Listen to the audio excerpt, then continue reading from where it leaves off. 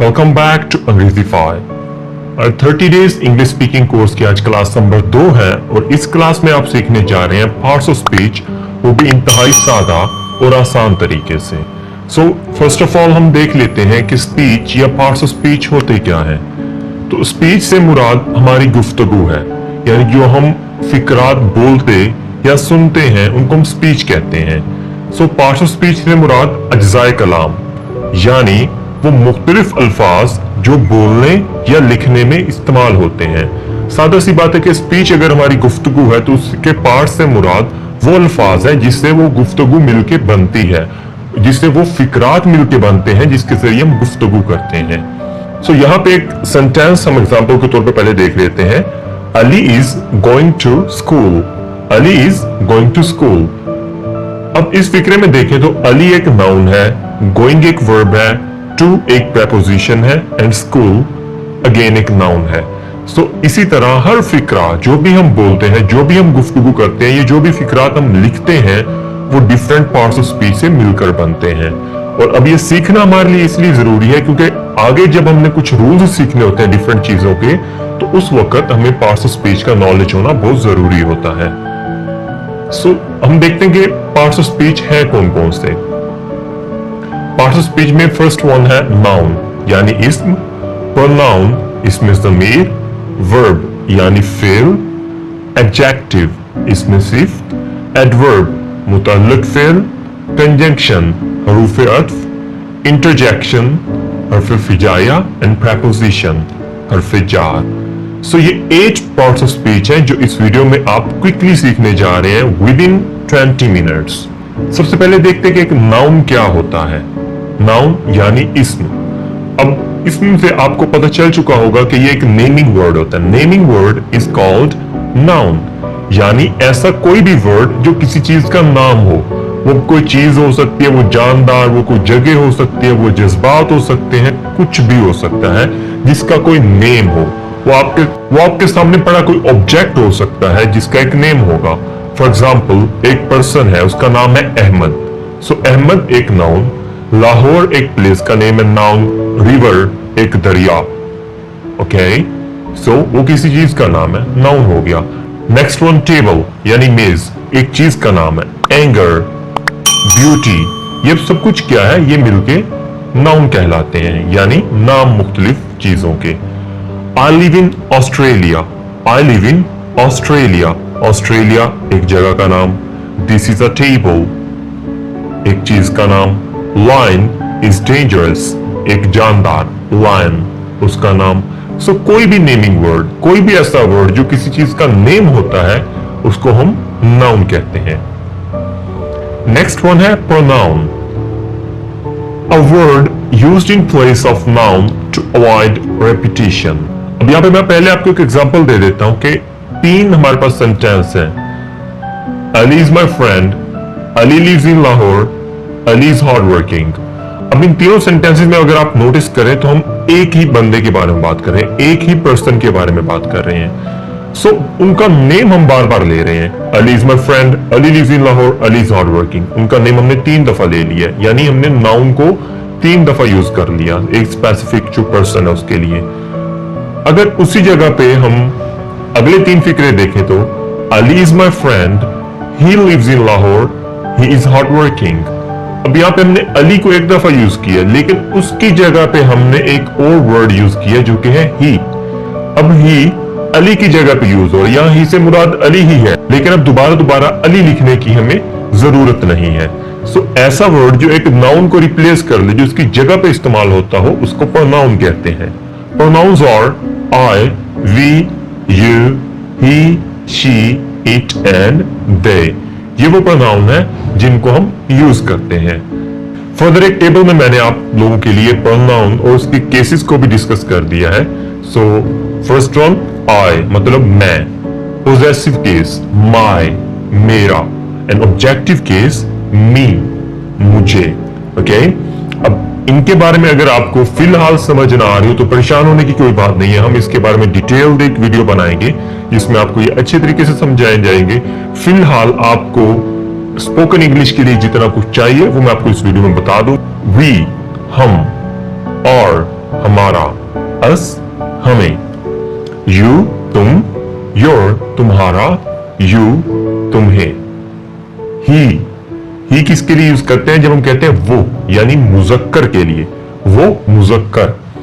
His उसका, him उसे, she वो मोनस, हर उसका, हर उसे। ठीक है, तो इसके तीनों, तो इसके जो पोजेसिव एंड ऑब्जेक्टिव केस है वो दोनों का सेम है, हर। इट ये, इट्स इसका, इट इसे, दे वो जमा। जब हम कुछ लोगों की बात करें जो कि एक से ज्यादा हो, एक से ज्यादा लोगों की बात करते हुए हमने दे इस्तेमाल करना है। दे वो, देयर उनका, देम उन्हें। सो ये थे प्रोनाउन और उनके केसेस। नेक्स्ट बात करते हैं वर्ब क्या होता है। वर्ब का यूज बहुत ज्यादा होता है हमारे सेंटेंसेस में। जाहिर है जो भी हम सेंटेंस बोलेंगे उसके अंदर 90% सेंटेंसेस में वर्ब जरूर होता है। तो a word used to describe an action, state और अकरेंस, मतलब कोई एक्शन यानी काम, स्टेट कोई हालत या अकरेंस किसी चीज के वकू पजीर होने के बारे में बताता है, उसको हम वर्ब यानी फेल कहते हैं। जैसे गो जाना, प्ले खेलना। अब वर्ब को दो मेन कैटेगरीज में डिवाइड किया जाता है, एक एक्शन और एक स्टेट ऑफ बीइंग। यहां पे मैं अब आपको एक्सप्लेन करता हूं इन दोनों में डिफरेंसेस क्या है, उनका यूज किस तरह से करना है। एक्शन कोई भी काम हो सकता है, जो एक्शन वर्ब होगा वो कोई भी काम को जाहिर करेगा और इसमें हमेशा काम ही को जाहिर किया जाता है। जैसे गो, प्ले, कंप्लीट। इसके सेंटेंसेस भी हम कुछ बना लेते हैं। Ali goes to school, I will play cricket, I have completed my work. अब यहाँ पे गोज, प्ले, कंप्लीटेड, ये तीनों क्या है? एक्शन है, कोई काम है। सो उनको जाहिर करने के लिए एक्शन वर्ब होता है। अब एक और तरह का वर्ब होता है जो होता है state of being. State of being verb उसको हम बोलते हैं। उसमें हम बताते हैं किसी चीज की हालत, किसी चीज का होना, मतलब वो किस सूरत में है, किस हालत में है। इसके लिए जो वर्ड हम यूज करते हैं, जो हेल्पिंग वर्ब यूज करते हैं, इसके लिए जो हम हेल्पिंग वर्ब यूज करते हैं वो है is, am, are, was, were and will be. जैसे I am a student, I am a student, मैं एक तालिब इल्म हूं, मैं एक तालिब इल्म हूं। अब यहां पे आप एक चीज के बारे में बता रहे हैं कि मैं हूं, ये आपकी स्टेट है। मैं हूं एक तालिब इल्म, ये आपकी स्टेट है। Ali is a teacher, Ali is a teacher, Ali उस्ताद है। सो अब आप अली की स्टेट बता रहे हैं, अली के बारे में बता रहे हैं, अली इज अ टीचर। इसी तरह दे और हेल्दी, दे और हेल्दी, वो सेहतमंद है। अब यहाँ पे आप आर हेल्पिंग वर्ब यूज करते हुए किसी के बारे में बता रहे हैं कि उसकी स्टेट के बारे में बता रहे हैं कि वो सेहतमंद है। इसी तरह weather was pleasant, weather was pleasant, मौसम खुशगवार था। तो यहां पे आप वेदर के बारे में बात कर रहे हैं, वेदर की स्टेट बता रहे हैं। You were stunned, you were stunned, तुम हैरान थे, तुम हैरान थे। यहां पे आप किसी पर्सन के बारे में, यानी आप उसको बता रहे हैं कि तुम उस वक्त हैरान थे, तो आप उसकी स्टेट के बारे में बात कर रहे हैं। He will be confident, he will be confident। यहाँ पे आप किसी पर्सन के बारे में बात कर रहे हैं कि वो कॉन्फिडेंट होगा, मतलब फ्यूचर में उसकी स्टेट ये होगी। सो ये होते हैं state of being verb. Action verb, state of being verb. Action verb में कोई काम होता है, स्टेट ऑफ बीइंग वर्ब में हम किसी चीज की हालत के बारे में बात करते हैं। नेक्स्ट वन है एडजेक्टिव, यानी इसमें सिर्फ। अब एडजेक्टिव से क्या मुराद है कि words that tell us something about noun और प्रोनाउन इज कॉल्ड एडजेक्टिव। जो हमें नाउन या प्रोनाउन के बारे में कुछ बताते हैं। ओके, नाउन और प्रोनाउन हम पहले पढ़ चुके हैं, यानी इसम और इसमें ज़मीर। अब उसके बारे में हमें कुछ बताया जाता है, जैसे कि फला पर्सन जो है वो लंबा है, ये पेन जो है ये ब्लैक है, मेरे पास 10 रुपए हैं। अब ये सब कुछ क्या है कि ये वर्ड्स ऐसे वर्ड हैं जो हमें एक नाउन या प्रोनाउन के बारे में कुछ बता रहे हैं, उसकी कोई क्वालिटी बता रहे हैं, उसके बारे में डिस्क्राइब कर रहे हैं। वो लफ्ज जो किसी नाउन या प्रोनाउन के बारे में कुछ बताता है, इसमें सिफ्त कहलाता है। मसलन खसूसियत, मिकदार, तादाद वगैरह। जैसे बिग, बड़ा। अब किसी चीज की खसूसियत है कि वो बड़ा है, ब्लैक। किसी चीज की खसूसियत है कि वो ब्लैक है। टॉल, किसी पर्सन को हम कहते हैं ही इज टॉल, तो अब उस बारे में यानी ही जो प्रोनाउन है उसके बारे में बताया जा रहा है कि वो टॉल है। तो इसके बारे में हम कुछ सेंटेंसेस एग्जांपल के तौर पे इनको देख लेते हैं। जैसे ही इज टॉल, वो लंबा है। अब यहाँ पे ही एक प्रोनाउन है, ही एक प्रोनाउन है और उसके बारे में बताया जा रहा है कि वो टॉल है। यानी ये जो वर्ड टॉल है ये ही के बारे में हमें कुछ बता रहे हैं। ही जो कि एक प्रोनाउन है उसके बारे में हमें कुछ बता रहा है, तो इसको हम कहेंगे कि ये एक एडजेक्टिव है। इसी तरह से I have black pepper, I have black pepper. अब यहाँ पे जो वर्ड ब्लैक है वो पेपर को डिस्क्राइब कर रहा है कि पेपर किस तरह का है। पेपर ब्लैक है, पेपर की क्वालिटी क्या है, ब्लैक है, उसका कलर ब्लैक है। सो उस पेपर के बारे में जो कि एक नाउन है उसके बारे में हमें बताया जा रहा है एक वर्ड को यूज करते हुए, ब्लैक, जो कि एडजेक्टिव है। It is very cold outside, बाहर बहुत सर्दी है। ठीक है, अब हमें बाहर के बारे में कुछ बताया जा रहा है कि जो वेदर है यानी बाहर जो वेदर कंडीशन है उसके बारे में कुछ बताया जा रहा है कि वो बहुत कोल्ड है यानी सर्द है। ओके, तो ये एक एडजेक्टिव हो गया।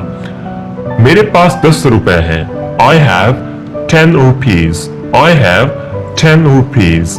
सो 10 जो कि हमें इस चीज की मिकदार के बारे में बता रहा है कि पैसे कितने हैं, 10। तो ये 10 क्या हो गया, एडजेक्टिव। सो एडजेक्टिव का टॉपिक बहुत डीप है, इसके बारे में एडजेक्टिव ऑफ क्वालिटी, क्वांटिटी और भी बहुत चीज के होते हैं। देन इसकी डिग्रीज भी होती हैं। सो इसके बारे में भी हम एक डिटेल्ड वीडियो बनाएंगे, लेकिन फिलहाल आपको स्पोकन इंग्लिश के लिए इतना जान लेना काफी है। नेक्स्ट वन है एडवर्ब यानी मुतल्लक fail. Word which adds something to the meaning of an adjective or verb is called adverb. वो लफ्ज जो इसमें सिफ्त या फेल के मानी में कुछ इजाफा करे मुतल्लक फेल कहलाता है। अब इससे क्या मुराद है कि एक वर्ब जब एक एक्शन होता है, जब एक काम होता है, तो जाहिर है वो किसी तरीके से हो रहा होता है, उसकी कुछ मिकदार होती है, उसकी कुछ स्पीड होती है हर चीज की, या कोई एडजेक्टिव होता है तो उसकी भी कुछ हद होती है कि मतलब वो बहुत अच्छा है, वो बहुत बुरा है, वो ठीक है, काफी है। इस तरह के जो अल्फाज होते हैं इनको हम कहते हैं एडवर्ब्स। जैसे beautifully, slowly, often, very, more and quite. अब adverb with verb and adverb with adjective, इन दोनों के मैंने अलग अलग सेक्शंस बना दिए हैं। सो सबसे पहले हम देखते हैं कि एक एडवर्ब वर्ब के साथ किस तरह से इस्तेमाल होता है। जैसे she writes beautifully, she writes beautifully। अब यहाँ पे बताया गया है कि वो जो काम करती है यानी वो लिखती है, जो एक एक्शन है, जो एक वर्ब है, वो किस तरह से परफॉर्म हो रहा है, ब्यूटीफुली, खूबसूरती से, यानी वो खूबसूरत लिखती है। तो ये एडवर्ब किसके साथ आ गया, वर्ब के साथ। अहमद वॉक्स स्लोली, अहमद वॉक्स स्लोली। अब वॉक जो कि एक वर्ब है वो किस तरह से परफॉर्म हो रहा है, स्लोली, आहिस्ता से। सो अब ये स्लोली क्या हो गया, एडवर्ब हो गया जो कि एक वर्ब के साथ आ रहा है। I often meet Ali, I often meet Ali. अब यहाँ पे मीट यानी मिलना, उस एक्शन को बताया जा रहा है कि वो कब होता है, कितनी दफा होता है, यानी ऑफन, अक्सर होता है। मैं अक्सर अली को मिलता हूं। सो ये हो गए एडवर्ब विद वर्ब। अब हम देखते हैं कि एडवर्ब एडजेक्टिव्स के साथ किस तरह से इस्तेमाल होता है। एक एडजेक्टिव को एक एडवर्ब किस तरह मॉडिफाई करता है। He is very beautiful. अब ही इज वेरी ब्यूटीफुल मतलब वो बहुत खूबसूरत है, तो ब्यूटीफुल है हमारा एडजेक्टिव, लेकिन ये जो साथ वर्ड वेरी है ये अब बता रहा है कि वो कितना खूबसूरत है, यानी वो उसकी जो एडजेक्टिव है, उसकी जो क्वालिटी है ब्यूटीफुल, उसको वो मजीद डिस्क्राइब कर रहा है, उसके मीनिंग में कुछ ऐड कर रहा है, मतलब वो बहुत खूबसूरत है, तो अब उसके मीनिंग में कुछ ऐड हो चुका है। इसी तरह this book is more interesting, this book is more interesting यानी ये किताब ज्यादा दिलचस्प है। अब इंटरेस्टिंग तो क्या है, ये हमारा है एडजेक्टिव, लेकिन मोर उसके मीनिंग में कुछ ऐड कर रहा है कि ये ज्यादा, यानी किताब ज्यादा दिलचस्प है, तो यहाँ पे जो मोर होगा वो एडवर्ब होगा। इट इज क्वाइट हॉट, ये काफी गर्म है, इट इज क्वाइट hot, ये काफी गर्म है। So quiet यानी ये भी एक एडवर्ब है जो एक एडजेक्टिव यानी हॉट को डिस्क्राइब कर रहा है, मॉडिफाई कर रहा है, उसकी मीनिंग में कुछ फर्दर ऐड कर रहा है। सो एडवर्ब से मुराद कोई भी ऐसा वर्ड जो एक एडजेक्टिव या एक वर्ब के मीनिंग में कुछ मजीद ऐड कर देता है, उसको मॉडिफाई कर देता है, एडवर्ब कहलाता है। कंजंक्शन क्या होता है? Word which joins together words, phrases और clauses, वो लफ्ज जो मुख्तलिफ अल्फाज और फिक्रात को आपस में मिलाते हैं, कंजंक्शन यानी हर्फे अतफ कहलाते हैं। Some common conjunctions are and, और, या, before पहले, but लेकिन, because क्योंकि, if अगर, till जब तक, when जब। अब ये मैंने आपके सामने कुछ कंजंक्शंस लेके आया। अब मैं ये आपके सामने कुछ कंजंक्शंस लेके आया हूं, लेकिन कंजंक्शंस इटसेल्फ एक बहुत वास्ट टॉपिक है, तो इस पे भी हम अलग से एक डिटेल्ड वीडियो जरूर बनाएंगे। फिलहाल हम देखते हैं इसकी कुछ examples. Ali and Asif went to school. यहाँ पे वर्ड एंड, इस पे आप फोकस करें कि ये अली और आसिफ ये दो डिफरेंट वर्ड्स हैं। अली एक अलग वर्ड है, आसिफ एक अलग वर्ड है, लेकिन अब इसके दरमियान एंड आ चुका है जिसने इन दोनों के दरमियान ताल्लुक बना दिया, इन दोनों को आपस में मिला दिया है। सो अब अली एंड आसिफ मिलके एक ही वर्ड यानी एक ही सब्जेक्ट बन चुके हैं। सो अली एंड आसिफ, उनको मिलाया किसने है? एंड ने। तो वो एंड हमारा क्या होगा? Conjunction. I like milk but I don't like T. I like milk but I don't like T. यहाँ पे इसको अगर आप पार्ट्स में डिवाइड करें तो आई लाइक मिल्क एक अलग क्लॉज है, आई डोंट लाइक टी ये एक अलग क्लॉज है, लेकिन उसके दरमियान में बट जो है, बट उसने उनको आपस में मिला दिया है। लेकिन यानी अब ये दोनों फिक्रे मिल के भी एक नया फिक्रा बना रहे हैं जो कि मुकम्मल मीनिंग भी देता है। मुझे दूध पसंद है लेकिन मैं चाय पसंद नहीं करता। अब ये इन दोनों के दरमियान जिस वर्ड ने लिंक क्रिएट किया है वो है बट, जो कि एक कंजंक्शन है। He is late because he missed the train. He is late because he missed the train. वो देर से है क्योंकि उसकी बस छूट गई। He is late एक अलग बात, He missed the train ये एक अलग बात है। इनके दरमियान लिंक कौन क्रिएट कर रहा है, इनको आपस में मिला कौन रहा है, हमें किस चीज से पता चल रहा है कि ये सारा एक ही फिक्रा है? ये वर्ड है बिकॉज, क्योंकि, जिसमें हम एक रीजन दे रहे हैं कि वो इसलिए लेट है क्योंकि उसकी ट्रेन छूट गई। तो बिकॉज क्या है? तो बिकॉज क्या है? वो एक कंजंक्शन है। नेक्स्ट वन है interjection. Words that express sudden strong emotion और कॉल्ड इंटरजेक्शन। वो लफ्ज जो खुशी, गमी या हैरानी के मौके पर खुद ब खुद मुंह से निकल जाए। ओके, एक एग्जांपल देता हूं कि आप स्टेडियम में बैठे मैच देख रहे हैं, ओके, और अचानक से एक प्लेयर छक्का लगा देता है, तो आपका सडन रिएक्शन उस पर होगा वाओ, ओके, तो आपको बहुत अच्छा लगेगा, आपको एक सडन इमोशन बाहर आएगा। तो वो इमोशन जिन वर्ड्स में एक्सप्रेस होता है उनको हम इंटरजेक्शन कहते हैं। इंटरजेक्शंस कुछ मैं आपके लिए सामने लेके आया हूं, जैसे हुर्रा, आहा, ब्रावो, वाह या शाबाश, अल्लाह, अफसोस, रियली, वाकई, हश, खामोश, ओह, ओहो, वंडरफुल, जबरदस्त। सो अब हम इसके कुछ एग्जाम्पल सेंटेंसेस देख लेते हैं जिससे आपको क्लियर हो जाएगा कि इंटरजेक्शन का मीनिंग क्या है और ये कैसे इस्तेमाल किया जाता है। जैसे हमारे पास एक इंटरजेक्शन है हुर्रा, तो उसको हम यूज करते हैं hurrah, we won the match, aha, हम मैच जीत गए। Wonderful, I like your work, जबरदस्त, मुझे तुम्हारा काम पसंद आया।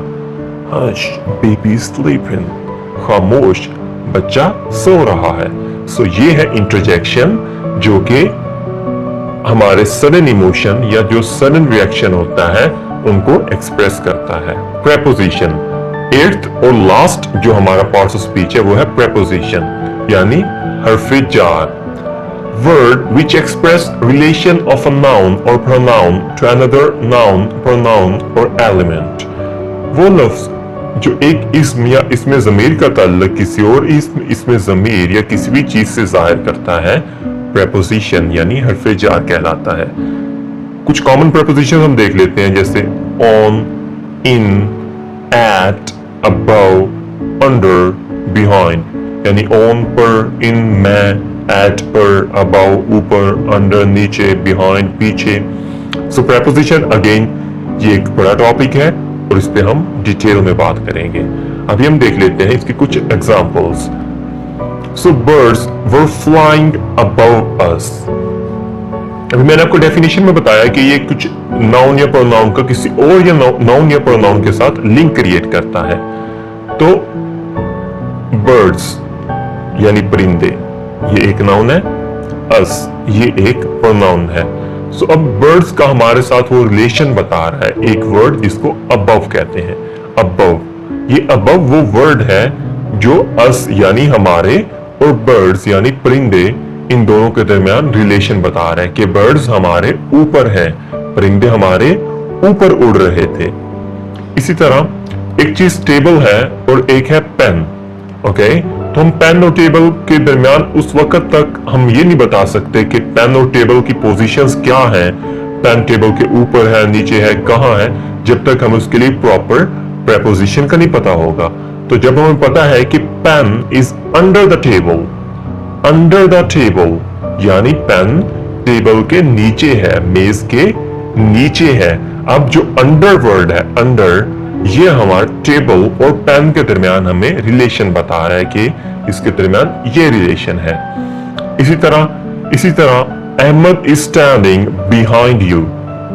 अब यहां पे अहमद जो कि एक नाउन है और यू जो कि एक प्रोनाउन है, इसके दरमियान रिलेशन बताया जा रहा है। यानी अहमद और यू यानी आप जो कि प्रोनाउन है, इसका क्या रिलेशन है?